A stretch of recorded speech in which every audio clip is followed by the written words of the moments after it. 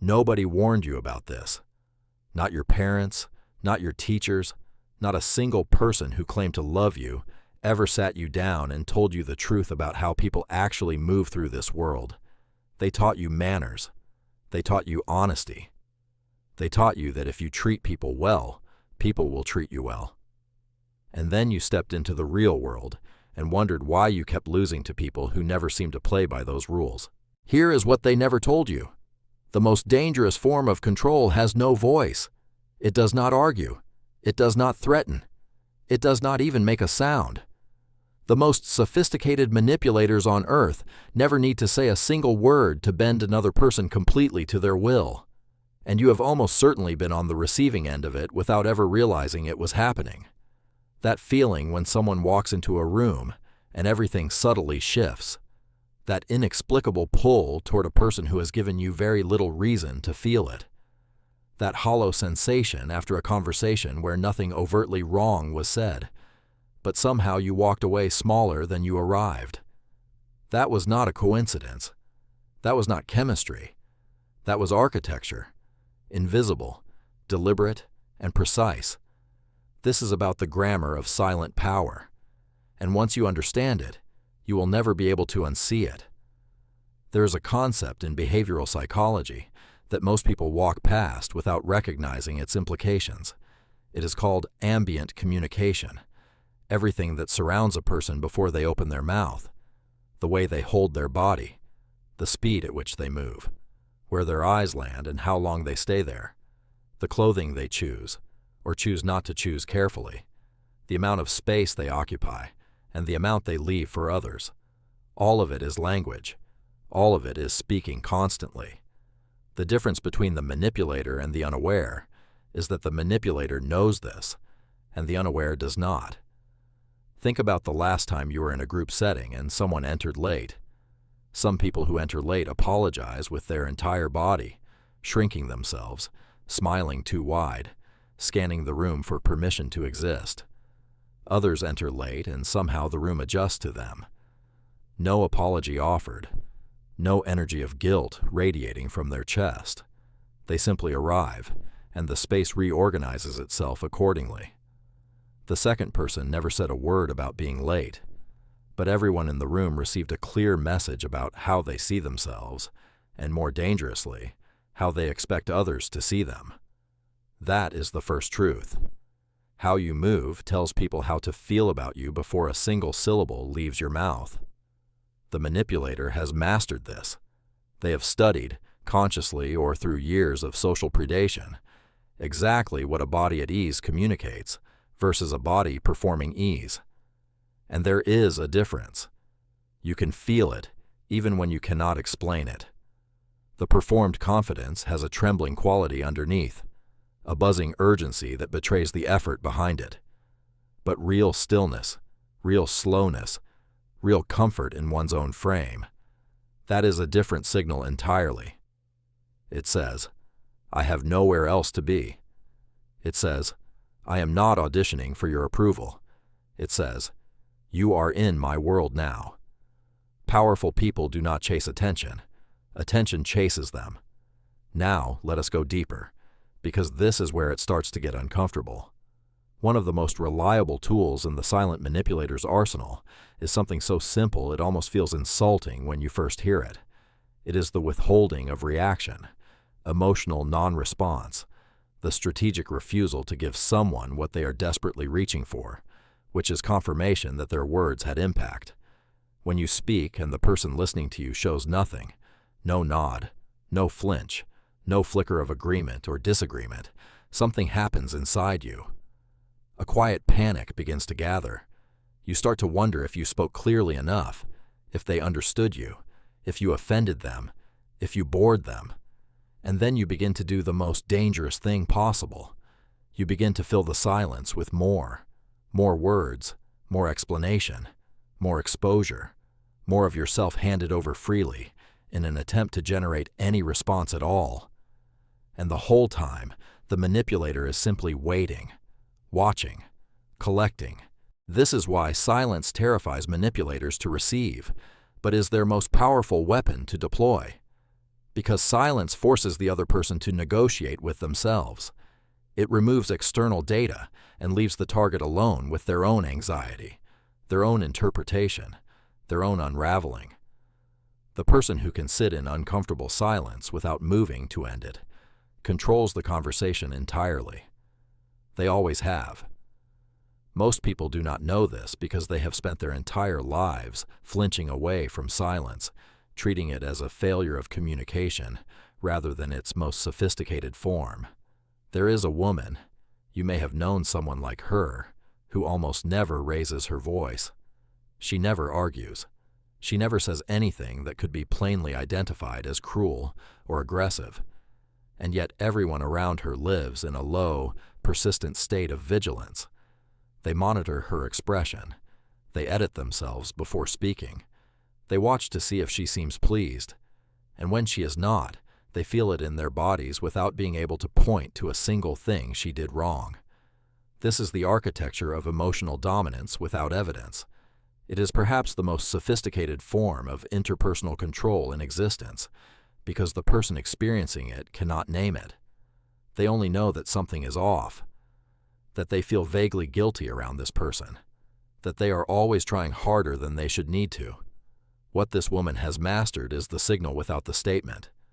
A slight withdrawal of warmth, a pause held half a second too long, a glance that moves away at just the wrong moment, eyes that do not light up the way they did before.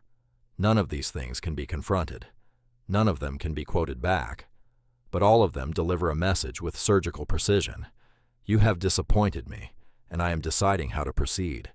The target then does something painfully predictable. They work to earn the warmth back. They adjust their behavior. They become accommodating in ways they would never have chosen freely. And the manipulator has moved them without touching them, without speaking, without leaving a single fingerprint on the crime. People reveal themselves most clearly when they think no one is watching. But what they almost never notice is the person who is always watching.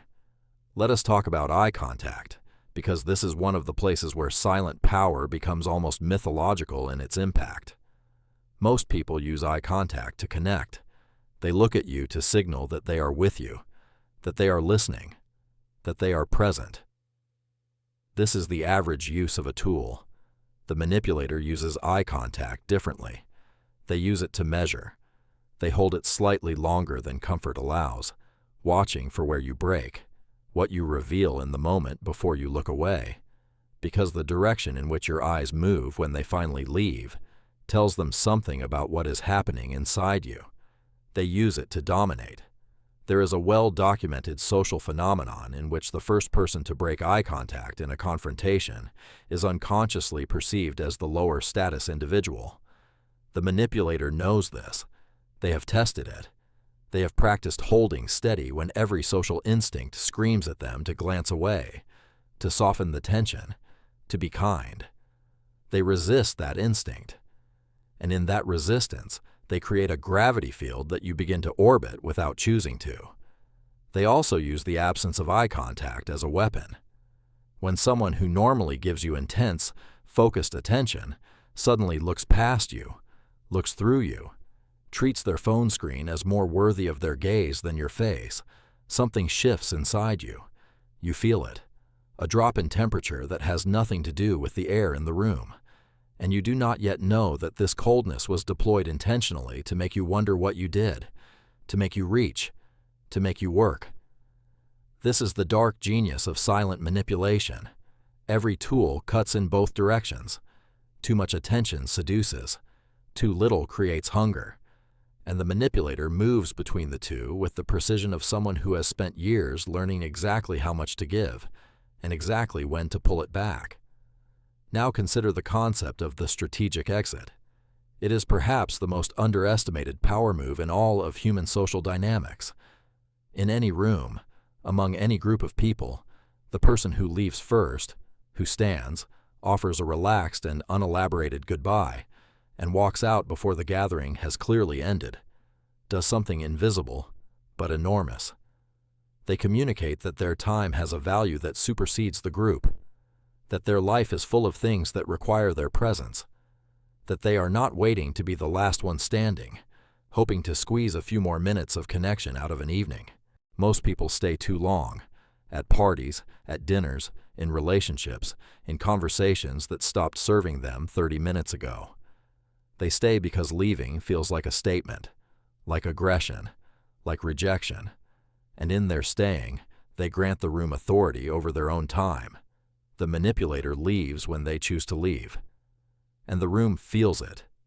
There is a subtle reorganization of energy, a vacancy that somehow made the room more aware of itself. And without a single word of self-promotion, the person who left installed themselves as the most significant presence in the room, precisely because they were willing to end their presence in it. The calmest person in the room is often the most dangerous, not because of what they might do, but because of what they clearly do not need. There is a form of control that is so intimate, so woven into the fabric of close relationships, that most people experience it for years before the pattern becomes visible. It is called the management of hope. Here is how it works. The manipulator does not withhold everything. Withholding everything would be too obvious, too blunt, too quickly identified and escaped. Instead, they give in cycles: warmth followed by distance, presence followed by withdrawal, a moment of deep connection, and then, without explanation, a cooling that makes the previous warmth feel like something you imagined. What this does to the human nervous system is extraordinary. It creates what behavioral scientists call a variable reward schedule, the same mechanism that makes gambling so deeply addictive. When reward is unpredictable, the brain does not reduce its desire. It intensifies it. It becomes hypervigilant. It begins to organize its entire experience of the relationship around watching for signals, reading shifts, calculating what will bring the warmth back. You are no longer living your life. You are managing their moods. And this happens so gradually that you cannot identify the moment it began. The person who controls the weather in a relationship controls the relationship. Full stop. It does not matter how much the other person loves them. It does not matter how intelligent or self-aware the target believes themselves to be. When you have been placed in a cycle of hope and withdrawal, your nervous system rewires itself around the fluctuation. You begin to mistake the relief of warmth returning for love. You begin to confuse the hunger during withdrawal for the depth of your own feeling. And none of this required a single spoken manipulation. It was architecture. It was the climate. It was the careful, deliberate creation of a world in which you were always slightly off balance, and they were always on solid ground. Narcissists in particular have refined this to an almost artistic degree. But what most people get wrong about narcissists is that they imagine them as loud, theatrical, easily spotted. And while some are, the more sophisticated among them are quiet. They are reserved in ways that feel like depth. They listen in ways that feel like rare and precious attention. In the early stages of knowing them, you walk away from your conversations feeling truly seen, truly interesting, truly valued, because they ask questions that felt precise. They notice things about you that no one else seemed to notice. What you did not understand then was that they were not building intimacy. They were building a map. Every vulnerability you offered freely, every wound you described, every fear you named while feeling safe enough to name it, was being cataloged, not because they intended to hurt you with it immediately, but because knowing the architecture of another person's pain is the most powerful form of leverage that exists.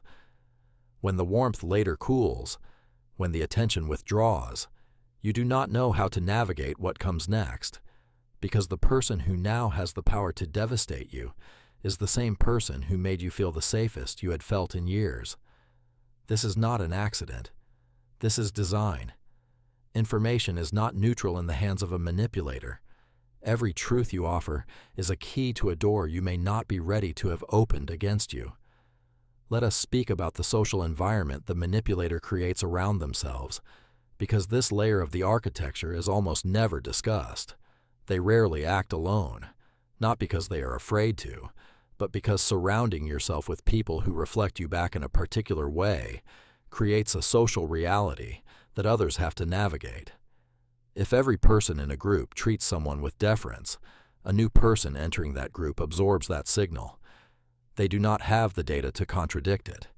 They feel the gravitational pull, and they begin to orient toward that person the way everyone else does, not because they chose to, but because the social environment made that orientation feel natural. This is the manipulation of consensus. If you can control how others behave around you, you control how strangers perceive you before they have gathered their own evidence. By the time they form independent impressions, your status has already been pre-installed. Think about what this means. Some people walk into rooms that have been shaped for them before they arrive. Some people have silently ensured that every social context they enter has already been adjusted in their favor. Not through achievement, not through genuine warmth or integrity, but through the careful, patient management of who reflects what image back into the world. The most sophisticated manipulation does not look like manipulation. It looks like reality. There is a moment in almost every relationship with a manipulator that a great number of people describe similarly when they finally look back. A moment early on, sometimes very early, where something felt slightly wrong. Not dramatically wrong, not alarm bell wrong.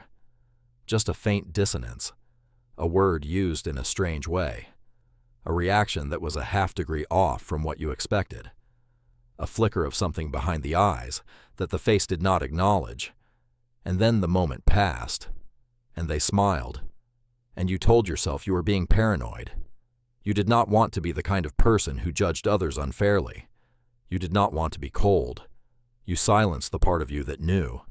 This is the part that is hardest to say, but it needs to be said directly. Your instincts almost certainly told you, long before your mind had the language for it, long before the pattern became clear enough to name. Your body registered the wrongness.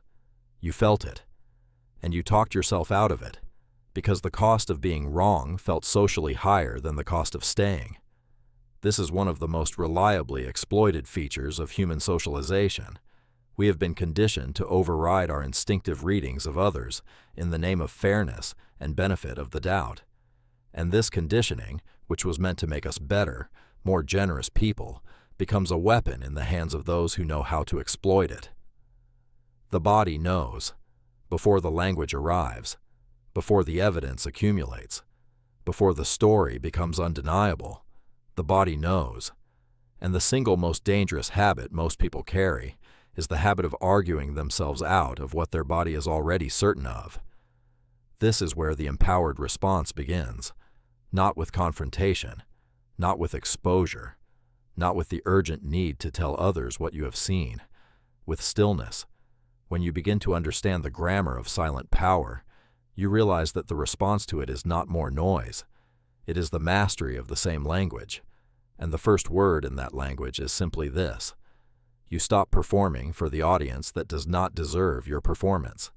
You stop filling silences that were designed to draw you out. You stop rushing to soften tensions that were deliberately created to make you move. You learn to sit inside discomfort without the compulsive need to resolve it. Because the moment you can do that, the mechanism fails. The lever has no fulcrum. The architecture collapses. Because everything this form of manipulation depends on is the assumption that you will reach, that you will panic, that you will work to restore what was taken from you. What happens when you do not reach? What happens when the withdrawal of warmth does not send you scrambling? What happens when the strategic silence is met with your own silence, patient and unhurried, and entirely without apology? They have no move left. This is the great secret underneath all of it. Silent control depends on your involuntary cooperation. It depends on your nervous system doing what nervous systems have been socially trained to do. The moment you interrupt that training, the moment you become someone who can observe rather than react, everything shifts. You are no longer a player in their game. You are a witness to it. And that shift, that quiet, deliberate movement from participant to observer, is the single most powerful thing any person can do in the presence of someone trying to control them without words. But there is one final layer. One last truth that most people are not ready for. Once you truly understand how this works, once you can see the grammar of it clearly, you will begin to notice something uncomfortable. You will begin to see it everywhere. In people you admired, in relationships you thought were healthy, in your own behavior, in moments you would prefer not to examine closely, because the line between social intelligence and manipulation is thinner than we like to believe. The difference between reading a room skillfully and using that reading to quietly dominate it is sometimes only a question of intention, and intentions are the one thing no one can ever fully see from the outside. This knowledge does not make you cynical. It should not. Cynicism is just naivety that has been disappointed too many times and refused to evolve. What it makes you, if you let it, is genuinely clear-eyed, able to move through the world as it actually is rather than as you were told it should be, able to recognize the architecture of influence in any room you enter, any relationship you inhabit, any silence that is being held just a few seconds too long.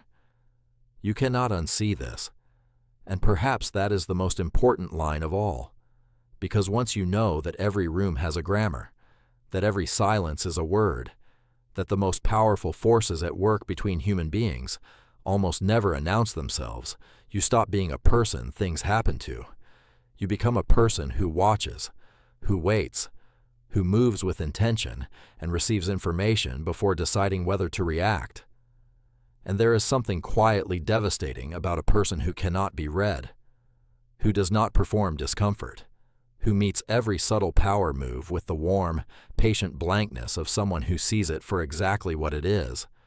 The manipulator's greatest fear is not exposure, it is irrelevance, and the person who cannot be shaken, cannot be reached, cannot be quietly reduced, is the one person against whom all of this silent machinery becomes, finally, completely useless. Most people spend their entire lives being moved by forces they never learned to name. You have no reason to be one of them any longer.